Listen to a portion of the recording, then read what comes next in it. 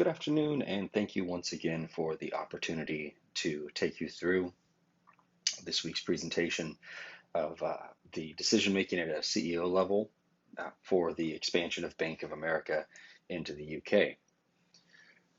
First off, we talk about the growth analysis. There are obviously many economic factors that play into this on whether or not a company is going to grow when they go through an expansion period, such as we're planning on doing here.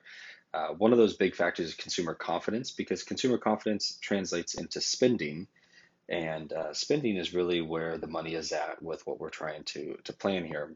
The goal for the expansion is to go into the UK, take our current US model to the UK, and basically teach people how to use their credit products properly and appropriately, and that will turn into um, revenues for the bank. And this slide here just takes a look at a few different factors based on the strength of the economy. A weak economy, a balanced economy, or a strong economy. And then the line that's on here represents the change from the starting point in 2020, which is now. Just to give you an idea that even under the non-ideal conditions, the projections show that at the end of a 10-year period, the growth would be favorable. We also want to take a look at personnel, because personnel is what is going to run the show. We're going to need them in order to properly service our clients. Step number one is going to be to send existing management over, someone at the vice president level, preferably the current vice president in consumer sales, move them over to the UK, put them in a role as a new vice president of consumer financial services UK. This will allow someone with the current Bank of America mindset to go over and implement those same processes and procedures in place. We're going to use an existing call center here in the US to start. The reason for that is just quite simply just a logistics and time saving standpoint. Um, they're a staff that's already trained, already knows how to work. They'll be part of a specialized division that is tasked with how to properly help the new UK clients, because there may be some differences in expectation, and we want to make sure we meet those. Um, Eventually, the goal would be to expand to a new local call center, as having on-site local assistance is favorable, because that is what people have come to expect in this day and age. And then lastly, we would need to recruit new talent for our financial centers. The benefit to that is then you have folks who are familiar with the market, familiar with the people, familiar with the area, and they can relate to those folks best when the new clients walk into a financial center for assistance. The breakdown of that financial center talent is as such. You need a financial center manager. This individual is responsible for the day-to-day operations of every aspect of that financial center. You have a financial center operations manager. They keep everything compliant and make sure the paperwork is handled appropriately. Client service representatives, these folks are the ones who are really that front line, that happy face, that smiling face when you walk in, you want to make a deposit, you want to make a withdrawal or something. These are the folks that are very important in making sure that that happens properly and appropriately. Then we have our personal bankers. These are really our utility players. They are going to be the client-centered sales and service associates. They're mostly going to focus on servicing the client relationship, but as needed, they are going to have the ability to assist with sales and pick up some of that slack to make sure that wait times stay down. And lastly, the relationship managers are the ones who need to build upon that relationship and really help increase that and help clients to go deeper in what they need to do. Moving on to the operation analysis. Operation analysis really simply is going to be the flow of how um, clients are helped in the financial centers. It needs to be client focused. That's the most important thing. That's how clients are going to first be uh, associated with the bank, and they're going to have that introduction, that initial contact. We want to do what's called a high touch, high teach. What I mean by that is that we really want to make sure that we are walking our clients through every aspect of their financial lives. with the goal of teaching them how to move to self-sufficiency. Now, the reason this is important is because financial centers are not open 24/7, but the digital world and the digital tools are.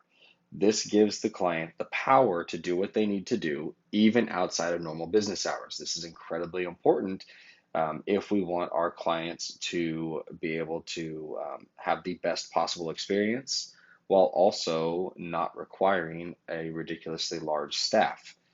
The way this looks is very simple. So the customer walks in to the financial center, they're greeted by a bank employee, and they open an account. From that account opening, there are funds that are deposited. That deposit of funds will calculate any kind of a cashback bonus and then update the balance. Now, once the account's open, you can see here that the customer has the ability to bypass that bank employee interaction and just deposit funds directly, which again updates the balance. If the client makes a credit card purchase, that is also going to calculate a cashback bonus, if anything, update the balance accordingly in the client's account. If the client comes in, moves to withdraw funds, if they withdraw funds, it's going to update the balance and allow those funds to pass back to the client.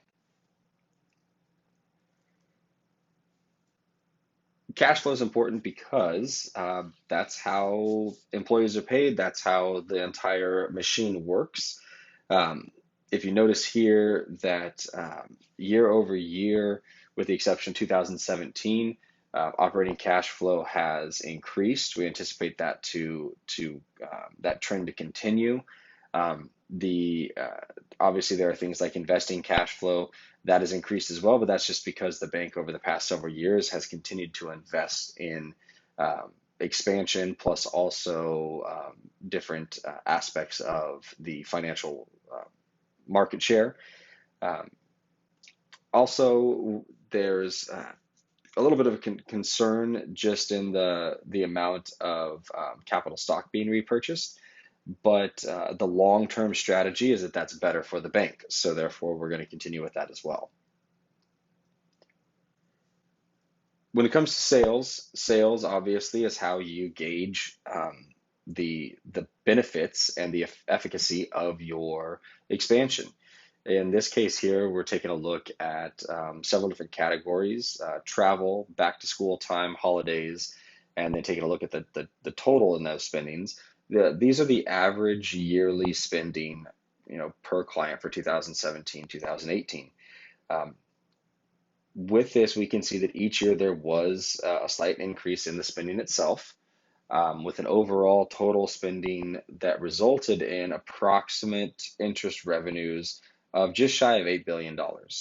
So we can see that when you look at that, I'm sorry, $8 billion overall, with the 2018 being just over $4 billion, 2017 being just shy of $3 billion. So therefore, having that growth year over year is very important. That is how we are going to make sure that the expansion can continue and also move into other areas of the UK as well. The last piece of the puzzle, which is very important, is the risk concept.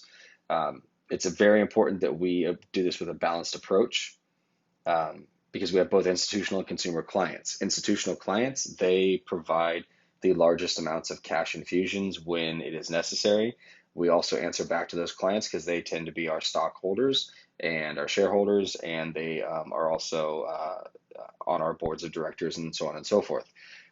But we can't forget about our consumer clients, because without our consumer clients, we don't have a business. Big thing to keep in mind is that if we have zero risk, we have zero reward. And that is evidenced by the revenue risk by year.